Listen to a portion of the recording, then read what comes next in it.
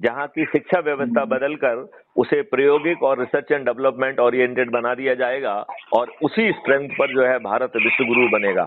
ये जो बाकी लोग जो विश्व गुरु कह रहे हैं, ये भाषण से जो है ना कोई विश्व गुरु नहीं बनता है, समझ गए? तो पुंजे जी जो है, आप इस नंबर को सेव कर लीजिए और इस नंबर पर फिर मुझे भेजिए।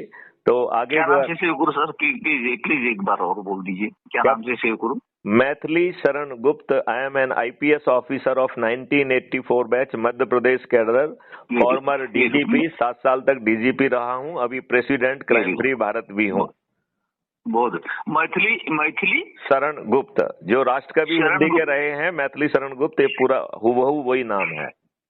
अच्छा, मैथिली शरण गुप्त, मैं अभी सेव करता हूँ। ठीक है सर, ओके। चलिए, तो पुंजे जी, आपने अपना पूरा नाम क्या बताया था? अरविंद शरद पुंजे। अरविंद शरद पुंजे जी, आपसे बात करके अच्छा लगा। और आप देश की जनता को क्या संदेश देना चाहते हैं? वो सुखी परिवार हिंदू राष्ट्र के लिए संदेश देना चाहता हूँ। हम जो है मानव बनने के लिए संदेश क्यों नहीं देना चाहते हैं?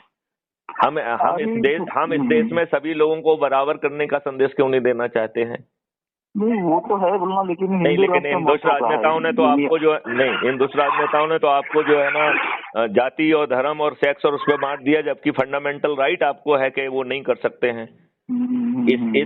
इस वर्तमान संविधान के तहत नेहरू ने 1954 में वक्फ बोर्ड एक्ट कैसे बना लिया?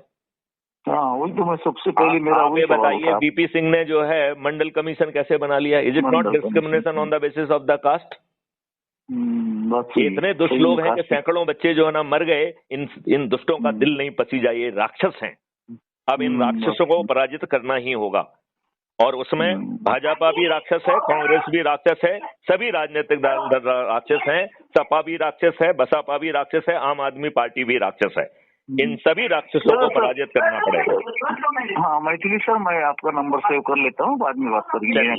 जय भारत, वंदे मातरम, जय गुरुदेव।